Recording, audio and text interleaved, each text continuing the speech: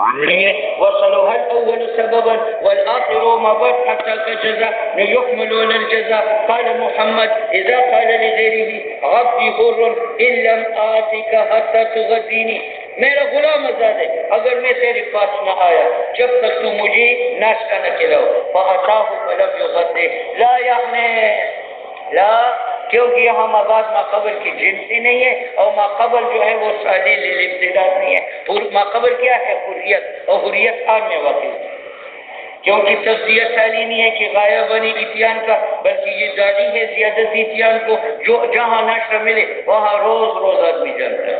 اور سالی ہے کہ وہ جزا بنے. فیحمل علی الجزاء، تو یہ بمعنی اللہ کے ہے. وصار کما لو قال ان لم آتک اتیانا جزاؤه التغذیہ. وَإِذَا تعذر هذا، اور جب معنی حقیقی متعذر جزا متعذر ہو بألا يصلح الآخر جزاء للأول نحمل على العذاب بالمال. پہلے تو غایہ تھا، اگر غایہ ممتنی تھا تو جزا ہے، اگر جزا ممتنی ہے تو عذاب ہے. مثاله ما قال محمد إذا قال عبدي حر إن لم آتك حتى تغدي عندي اليوم. اچھا، یا ان لم تاتنی حتی تغدی عندی اليوم فاتاه فلم يتغدى عنده في ذلك اليوم حنث وذلك لانه، جب اس نے مضاف کیا ہر ایک فعلین میں سے جو تغدی ہے اور اتیان ہے الی ذات واحد ایک مخاطب کو، تو سالی نہیں ہے کہ فعل مخاطب کا جو تغذی ہے جزا بنے میرے مخاطب کا جو کہ اتیان ہے. وَيُحْمَلُ عَلَى الْعَطْفِ الْمَعَذ، تو مجموعہ شرط ہوگا، یعنی اتیان اور تغذی شرط ہے حریت عمل کی. فصل الى غایا.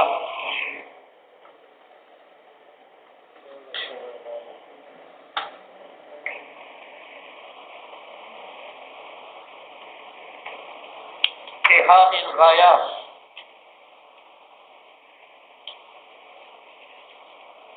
اذا جو ہے یہ مسافت کا منتہا بتلا ہے. انتہا کا معنی منتہا، غایہ کا معنی مسافت، یعنی اذا آتا ہے مسافت کی منتہا معلوم کرنے کی. آپ نے کہا صرف تو الا لیٹرین الا بیت الخلاء، یہ یہاں سے وہاں تک جو راستہ ہے یہ مسافت ہے، اور بیت الخلاء اس کی منتہا ہے. ٹھیک ہے. اب مصنف کہتے ہیں کہ الا کی دو استعمال ہے.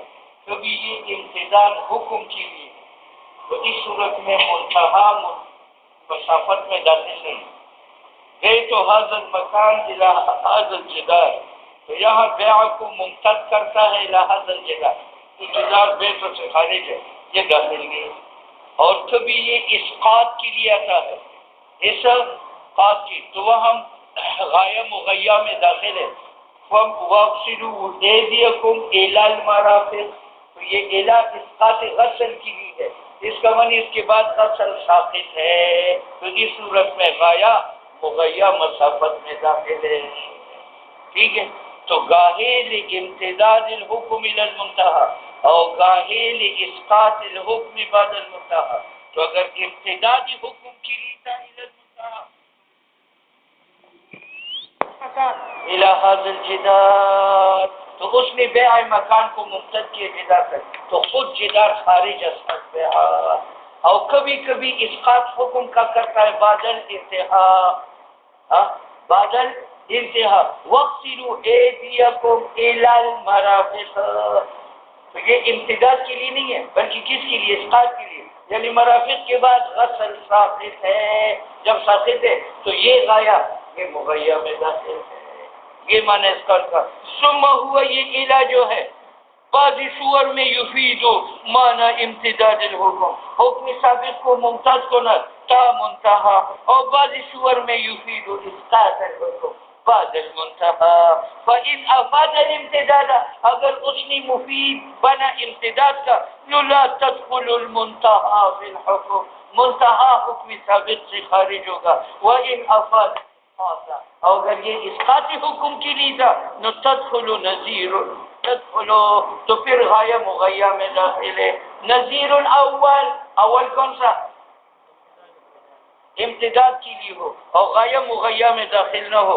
اشتریت هذا المکان الا هذا الحائط، یہاں اسقاط کے لیے نہیں ہے کیونکہ بیع حائط پر واقع ہو سکتا ہے، امتداد کے لیے ہے. تو مجھ سے بھی حائط خارج ہے. لا تدخل الحائط فی البیت ونزل الثانی، ثانی کون سا ہے؟ اسقاط حکم کے لیے ہے بعد المنتہى. وَاغْسِلُوا أَيْدِيَكُمْ إِلَى الْمَرَافِقِ. تو مجھ سے بھی یہاں اگر علاج اسقاط کے لیے نہ ہو تو پھر کاندھے تک ہاتھ دھونا فرض ہوگا، اور وہ تو فرض نہیں ہے، معلوم ہوا یہ اسقاط کے لیے ہے. اور جب اسقاط کے لیے ہے تو مرافق کو غسل میں داخل کر دیا. مرافق جانتے اس کو کہتے ہیں مرافق کوہنی، ٹھیک ہے. یہ ہے وہ مرافق کا غسل. تمہارا پانی لو اور اس کے اوپر ڈالو، اس کو کیا کہتے ہیں؟ غسل. یا اللہ تاسو لکه چاربا مولی سے غیلا فرمی چاربا مولی سے حکمت نو ویلی مدرسے والا میں بزیگر هغه شی فی اثبات غیلا تعلیم استاد اجازه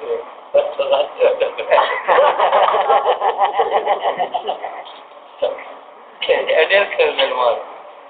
والنذير الثاني باع بشرط الخيار الا 3 ايام. تو یہ باع بشرط الخيار کے بعد الا آیا ہے تو 3 ایام، 3 دن کے بعد فقہا لکھتے ہیں خیار شرط نہیں، جب نہیں ہے تو یہ اسقاط کے لیے ہے. تو 3 دن خیار شرط میں داخل ہے. مشتری 3 دن تک مخیر ہے بین ان یفسخ و بین ان یقبل. وبمثل لو حلف لا اکلم فلانا الا شهرين، تو یہ اسقاط کے لیے ہے کہ شهر عدم تکلم میں داخل ہے. نکان شهر داخلا في الحكم وقد افاد اسقاط الحكم هنا. وعلى هذا قلنا ايديكم الى المرافق او ارجلكم الى الكعبين، تو مرفق و کعب داخلان تحت حکم الغسل بقول تعالی الى المرافق، کیونکہ کلمہ الہ کہا ہونا للاسقاط. اور اسقاط کے لیے کیوں ہے؟ کیونکہ اگر للمرافق کے بعد اسقاط غسل کا نہ ہو تو غسل پھر کاندھے تک واجب ہوگا، اور کاندھے تک واجب ہے. فإنه لولا، اگر الہ اسقاط کے لیے نہ ہو لاستوعبت الوظیفہ، تو احاطہ کرے گا غسل جميع الید و جميع الرجل. ولہذا قلنا، دیکھو بھائی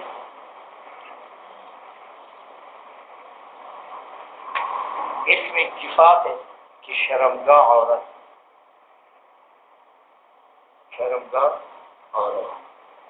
اور یہ ہمارے امام شافعی، امام مالک، امام احمد کی، اس میں اتفاق ہے ہمارے امام مالک کا کہ رب فقیر جو ہے یہ عورت ہے.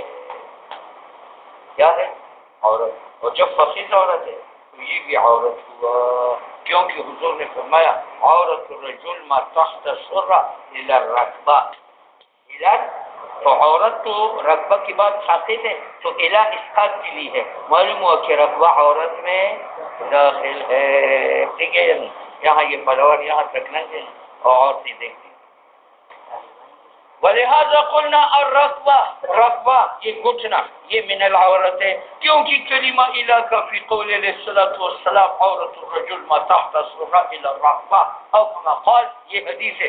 یہ مفید ہے فائدہ اسقاط کا کہ عورت ساقط ہے بعد رکبہ. معلوم ہوا فتدخل الرکبہ فی الحکم، عورت میں. ٹھیک ہے، بس یہ تو 2 استعمال ہے کہ الہ کبھی کبھی امتداد حکم کے لیے ہے تو غایہ ما قبل سے خارج ہے، اور کبھی اسقاط حکم کے لیے ہے تو غایہ ما قبل میں داخل ہے. اب کہتے ہیں 21 استعمال ہے. کاہے الہ آمد برائے تاخیر، نہ برائے اسقاط اور نہ برائے امتداد. اچھا، وہاں اس میں معنی شرط کا موجود ہے. دیکھو وقت مفید او کبھی مفید ہے کلمہ الہ کا تاخیر حکم الی الغایہ، تو غایہ بمنزل الشرط کے ہیں. ولہذا قلنا اذا قال لامرأتی، ایک آدمی نے بیوی سے کہا انت طالق الا شهرنا، یہاں الہ آیا ہے تاخیر طلاق کا مقصد، تو گویا کہ طلاق معلق ہو گئی کس کے ساتھ؟ شہر کے ساتھ. اور اس کی نیت نہ ہو نو لا یسع الطلاق فی الحر عندنا خلافا للظفر. ہماری دلیل یہ ہے کہ ذکر شہرون کا لا یصلح الصالح نہیں ہے، نہ مدی حکم کا جو اول تقاضا نہ اسقاط کا شرعان. اور طلاق میں احتمال تاخیر کا ہے بے تعلق کس کو معلق کرو شاعر کے ساتھ فیحملو تو یہاں الا حمل ہوگا کس کی پر کلمت علی للالزام الا کا کلمہ ایجاب کرتا لکا علی الف تو یہ علی نے ایجاب الف کر دیا مفعول کے اوپر وَأَصْلُهُ لیکن اس میں ایک اور معنی بھی یہ الزام کرتا ہے اور علی سبیل التعالی کرتا ہے علی سبیل. تو جب میں یہ کہوں لَكَ عَلَيَّ أَلْفٌ تو یہاں تو ایجاب الفا کا بھی آیا اور علی سبیل التعالی آیا اور علی سبیل التعالی الفا امانتاً نہیں ہے بلکہ الفا قرضاً ہے مقرض عاری ہوتا ہے مقروض کے اوپر. تو علی الفا سے الفا کا مطلقاً آئے گا یا قرضاً آئے گا کیونکہ قرض میں تعالی موجود ہے امانت میں تعالی نہیں بلکہ آپ جس کے پاس امانت رکھتے ہیں وہ آپ سے طاقتور ہے آپ ان سے طاقتور نہیں ہے. ہاں جس کو آپ قرض دیتے ہیں آپ اس پر عالی ہے ٹھیک ہے. اور اگر میں کہوں لکا عندی معی الفن تو یہاں قرض ثابت نہیں تھا کیونکہ عند و مع تعالی کے لیے اگر علی الفن کہو تو یہاں قرض ثابت ہوگا کیونکہ علی تعالی کی ہے. سنتے ہو مزید تفصیل آپ کو شرح تعمیل میں گی انشاءاللہ. دیکھو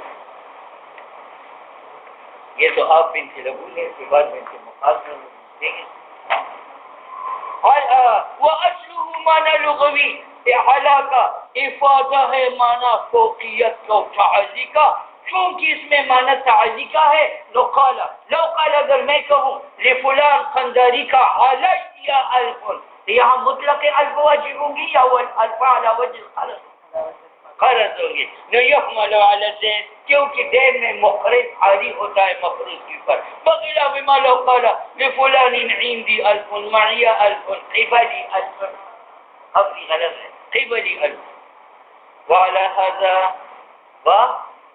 مسئلہ سن لو کہ علی کے اندر صرف ایجاب حکم کا ہے یا مع تعلی مع تعلی. اب سنو وعلى هذا قال في السير الكبير اذا قال راس الحسن قیلی کہ کمانڈر نے کہا کافر نے آمنونی علی عشرت آمنونی علی عشرت تو یہاں علی کا حکم ثابت ہے اور آپ نے کہا امن ہے تو مولی صاحب اس طالب امان کو بھی امن ہے اور اس کے علاوہ 10 آدمیوں کو امن ہے اور اس 10 آدمیوں کو چھوڑے گا وہی کمانڈر کیونکہ اس نے علی کا استعمال کیا ہے. ہاں تو اور علی کس کے لیے آتا ہے تعالی کے لیے. تو امان کے لیے 10 آدمی ہوں گے اور علاوہ کمانڈر کے ہوں گے اور اس 10 آدمیوں کا چناؤ کون کرے گا تاکہ اس کو تعالی حاصل ہو.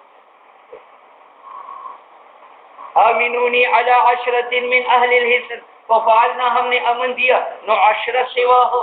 اس کی وجہ یہ کہ اگر ان کو امن ثابت ہو جائے اور کمانڈر کو نہ ہو تو کمانڈر کو تعالی نہیں ہوئی. جب نہیں ہوئی اور اعلیٰ تو آیا ہے کس کے لیے تعالی کے لیے دوسرا حکم وخیار التعین لہو اور ان 10 کا چناؤ بھی وہ کرے گا کیونکہ اس نے علی استعمال کیا ہے اور اعلیٰ کس کے لیے ہے اور تعالی آمین کا اس میں ہے کہ آپ اس کو مخیر بناؤ ٹھیک ہے.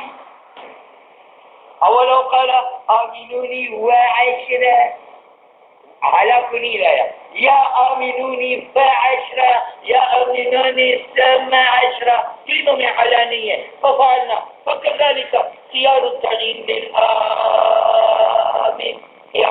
کس کے لیے ہے آمین کے لیے ہے یہاں علی کی وجہ سے نہیں ہے.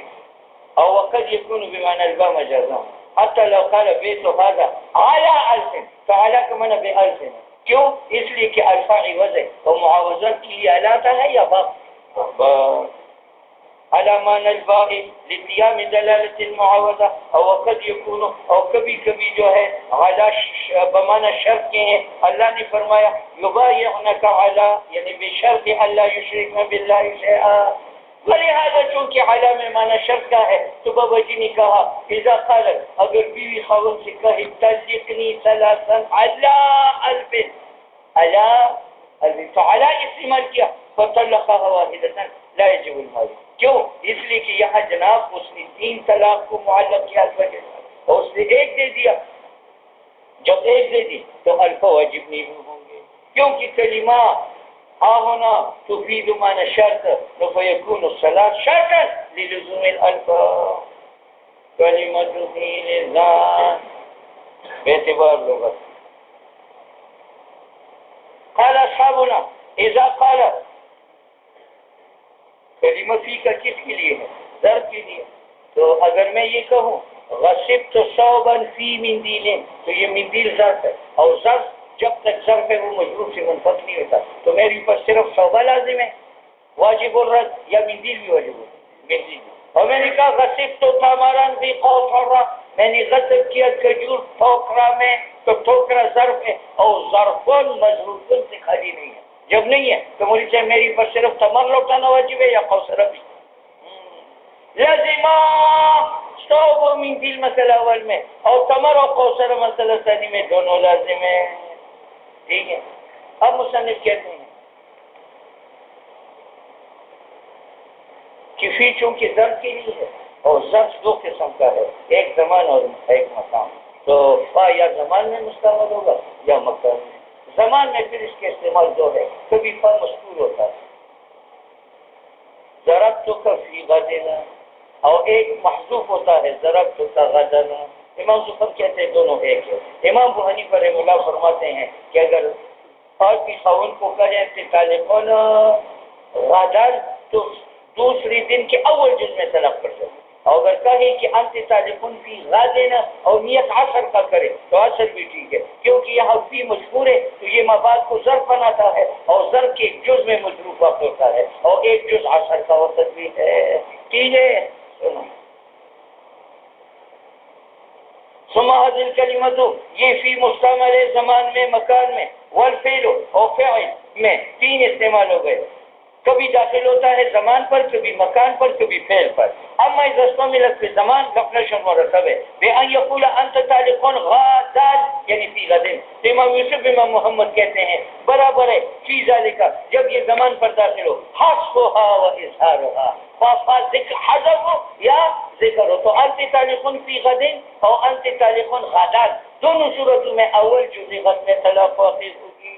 حتى لو قال أنت طالق في غد لكان بمنزلة قولي أنت طالق غدا يعني يقع الطلاق كما طلع الفجر. تسرت خوف مشكور يا مفروض. لیکن بابا جی نے کہا ہے کہ انہا اذا حذفت اگر انت طالق غدا کہے نو يقع الطلاق كما طلع الفجر او اذا اظهرت او جو ذکر انت طالق في غد نو مراد وقوع طلاق کا ہے في جزء من الغد على سبيل الابهام. تو اگر نیت نہ ہو پھر تو طلاق اول جز میں واقع ہوگی لعدم المقابل. لیکن اگر نیت کرے آخر النہار نو صحت نیت بات کی. اور مثال اس کا یہ ہے صمت الشهر اور صمت فی شهر. ایک آدمی نے کہا اب بھی ہو رہا ان صمت الشهران یہاں فا محذوف ہے. اب تو اب تبزادو کا کہ پورا مہینہ روزہ. اور اگر یہ کہا اب بھی ہو رہا ان صمت فی شهر تو اگر ایک سیکنڈ بھی انصاف کرے تو طلاق واقع ہو جائے گی. فرق پڑا گا نا. ومثال ذلك مثال حذف یا فا اور ذکر فا کا فی قول رجل ان صمت الشهر بیوی کو کہا اگر تم روزہ رکھی مہینہ فانت کذا. یہ کس کی مثال ہے؟ حذف فا کا. فإنه يقع على صوم الشهر پورا مہینہ روزہ رکھے گی تب طلاق پڑے گی. اولو قال ان صمت الشهر فی ذکر ہے فانت کذا يقع الطلاق على الانسان ساعتان في الشهر. فرق پڑا ہے نا. واما فی المکان مصنف نے کہا کہ کبھی کبھی فا داخل ہوتا ہے کس پر؟ مکان پر. وہاں جو مکان مذکور ہے اس کا کوئی اعتبار نہیں. اگر کوئی کہے کہ طالق فی مکہ تو ادھر ہی طلاق ہو جائے. فمثل قول انت طالق في الدار انت طالق في مكة ليكون ذلك طلاقا على الاطلاق في جميع الاماكن باعتبار معنى الظرفیت. ہر مکان پر بن سکتا ہے وہ کوئی طلاق نہیں. تیسرا استعمال کون سا تھا؟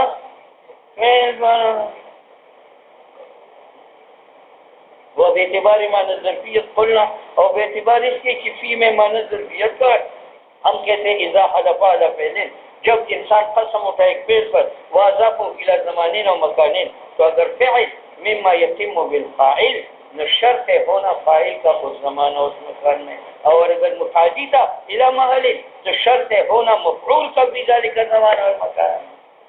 فا داخل ہے فعل پر. اور فعل دو قسم کا ہے، ایک لازمی ہے کام فاعل پر اور ایک متعدی ہے. اگر لازمی ہو تو شرط کیا ہے؟ وقوع فاعل کا اس مکان میں جو اور زمان میں جو مفعول کرتا ہے. اور اگر متعدی تھا تو پھر شرط ہے وقوع مفعول کا اس زمان و مکان میں جو مدخول کس کا ہے؟ کیونکہ فعل متحقق ہے بے اثر ہی اور اثر اس کا محل میں ہے. امام محمد نے جامع کبیر میں کہا ان شتمتک فی المسجد فحدی حرر. ان شتمتک ہاں فی المسجد فکذا فعبدی حرر فشتمہ، اس نے اس کو گالی دی، وہ ہوا شاتم مسجد میں ہے اور مشتوم خارج المسجد ہے. وہ خانے سے تو اس پر اسلامی میں اعتراض آئے گا کہ یہ تو متعدی ہے، خاص تک کس تک خاص تک متعدی ہے، تو پھر یہ آپ نے فعل لازم کی مثال کیوں پوچھی؟ یہاں تو مفعول کا ہونا مسجد میں شرط ہے. وہ آپ کو بتائے گا کہ مسجد فاعل پر تام ہونے کا معنی یہ ہے کہ اگر مفعول میں بھی ہو میں اس کے بارے میں الفاظ کہوں کہ وہ زانی ہے تو ان سے مجھے حد القذف لگے گا یا نہیں لگے گا؟ معلوم ہو کہ یہ شتم خاص ہے کس کی طرف؟ شاتم. ولو كان الشاتم خارج المسجد والمشتوم في المسجد لا يحنث، کیونکہ فاعل محل میں نہیں ہے، ٹھیک ہے، جس پر فادا.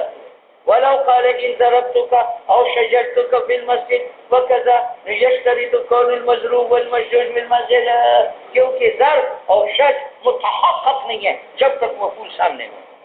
جب تک شتم جیسے الزام زنا کا وہ تو شاتم پڑتا ہے اگرچہ مشروع نہ ہو، لیکن ضرب بغیر مضروب کی تب نہیں ہے، ٹھیک ہے. تو اگر کہیں ضرب تو فی المسجد فعادی ہونا، تو اگر مضروب مسجد میں ہے اور مار پڑی تو عبد الزاد ہے. یشترط کون المضروب والمشتوت فی المسجد، اور شرط نہیں ہے کہ ضارب و شاذ فیہ مسجد میں ہو. ولو قال ان قتلتک فی یوم الخمیس، یہ پہلے مکان کی مثال تھی، اب کس کی مثال ہے؟ زمان کی. ان قتلتک فی یوم الخمیس فعبدی حر فجرحہ، اس کو جرح کیا بدھ کے دن خمیس سے پہلے اور خمیس کے دن مرا. یعنی یا کیونکہ مقتول کا ہونا خمیس میں ضروری ہے اور خمیس میں وہ مقتول بنا. اولو جرحہ یوم الخمیس، اگر خمیس کے دن جرح نہیں کیا قتل نہیں کیا جرح کیا ومات یوم الجمعہ لا یحنث، کیونکہ مقتول یوم الخمیس میں نہیں ہے اور مقتول کا ہونا ضروری، ٹھیک ہے. ولو دخلت الکلمۃ فی الفعل تفید معنی الشرط، یہ وہ تیسرا استعمال ہے. اور اگر فی داخل ہو جائے فعل پر تو یہ مفید ہے معنی شرط کا. اس وجہ سے امام محمد نے کہا اذا قال انت طالب فی دخول کذا، تو دخول فعل ہے یا نہیں ہے؟ نہ زمان ہے نہ مکان ہے. تو مولوی صاحب یہاں طلاق معلق ہے دخول دار کے ساتھ، وہ دخول کرے گی تو طلاق واقع ہوگا. یہ مفہوم بمعنی شرط فلا يقع الطلاق قبل دخول الدار. ولو قال انت طالب فی حیضتک، تو حیض جو ہے وہ فعل ہے نہ زمان ہے نہ مکان ہے. تو اگر وہ عورت حیض میں تھی تو طلاق پر گئی بالحال، وإلا اگر طہر میں تھی یہ تعدد لفظ طلاق بالحیض، کیونکہ صورت میں فعل شرط ہے اور شرط کے بغیر طلاق واقع نہیں ہو. اور جامع صغیر میں ہے اگر خاوند بیوی کو کہے انت طالق فی مجی یوم لم تطلق،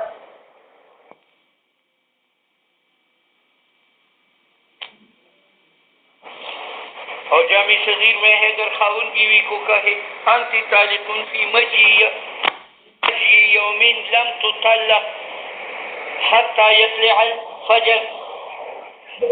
ایک خاوند نے بیوی کو کہا انت طالق فی مجی یوم، کہ تو طلاق ہے جب دن کی آمد ہو، تو طلاق نہیں پڑے گی حتی یطلع الفجر، کیونکہ فجر سے پہلے دن کی آمد نہیں ہے، فجر سے آمد شروع ہے. آمد جانتے ہیں آنا رات لگ. ولو قال انت طالق فی مجی یوم، نہ ان كانت ذلك في الليل، تو مجی تو ہو چکی ہے تو پھر طلاق واقع ہو گئی عند غروب الشمس من الغد. اچھا عبارت کیسی ہے؟ وقع الطلاق عند غروب الشمس من الغد لوجود الشرط. او ان كان في اليوم، او اگر یہ کہا تھا انت طالق في مجی اليوم اور وہ وقت دن کا تھا، تطلق حين مجی من الغد تلك الساعة، جب دوسری دن وہی وقت تکلم کا آ جائے. وفي زيادات لو قال أنت طالق في مشيئة الله مشیت پہلے یا فی ارادت اللہ نکان ذلك بمعنى الشرط. اب شرط جو ارادہ و مشیت ہے وہ تو معلوم نہیں ہے تو طلاق بھی معلوم نہیں ہے اور جو معلوم نہیں ہے نو طلاق طلاق. بات سمجھ میں؟ حرف الباء حرف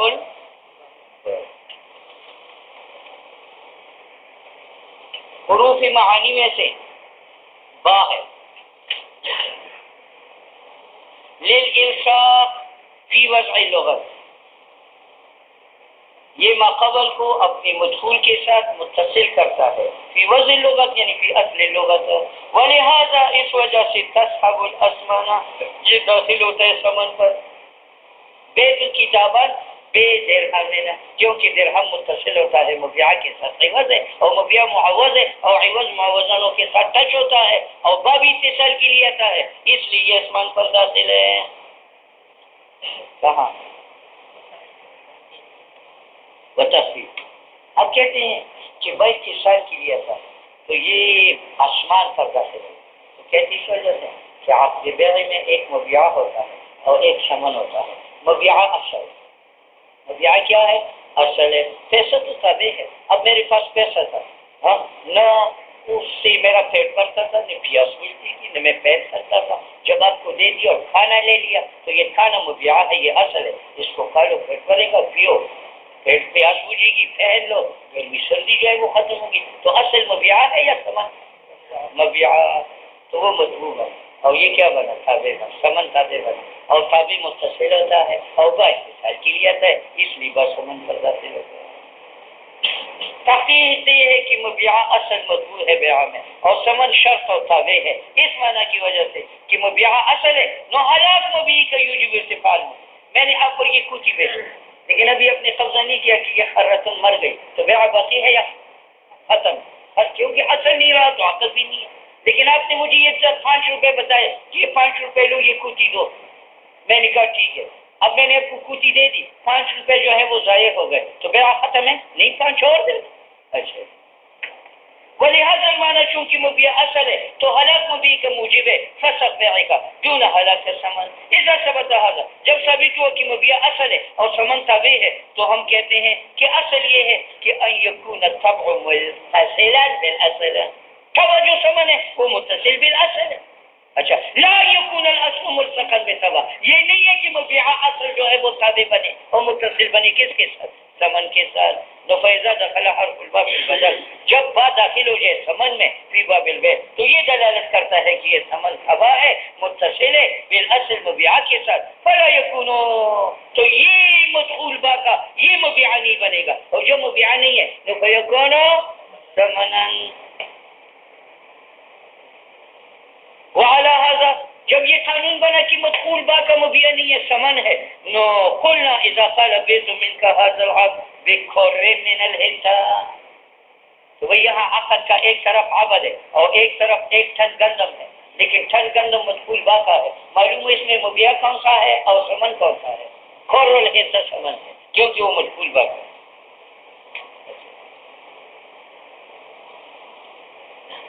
وعلى هذا قلنا إذا قال بيت منك هذا العبد بكر من الهنتا ووصفها أو هنتا بيان بھی کیا کہ کری گندم کوٹی گندم لیکن العبد مبيعا او الكر ثمنا کیونکہ وہ مدخول باقا ہے. فيجوز الاستبدال به قبل القبض اور جب ہنتا جو ہے وہ ثمن بنا تو ثمن میں تبدیلی جائز ہے. میں نے آپ کو یہ روپے دکھا دیا کہ ٹوپی دو یہ روپے لے آپ نے ٹوپی دے دی میرے لیے استبدال جائز ہے اس کو میں نے جیب میں ڈال دیا یہ روپے دے دیا تو یہاں بھی ہنتا میں استبدال جائز لیکن عوض میں جائز نہیں ہے کیونکہ وہ مبيعات ہے. ولو قال بيت منك قر من الهنتا ووصفها بهذا العبد اب یہاں مدخول کون ہے؟ عبد ہے. اچھا اور مدخول با کا ثمن ہے تیس صورت میں ثمن کون ہے؟ عبد.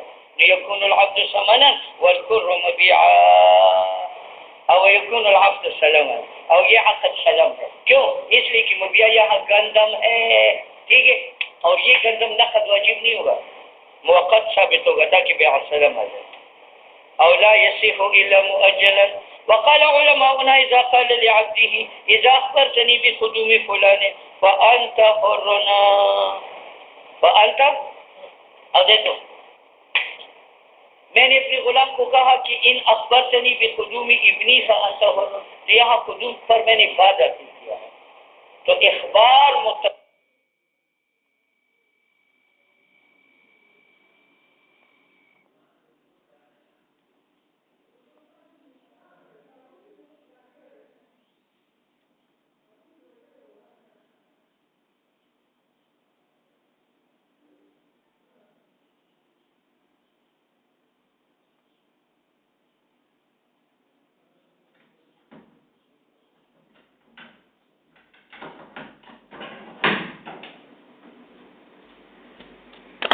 سبحانك اللهم وبحمدك أشهد أن لا إله إلا أنت أستغفرك وأتوب إليك.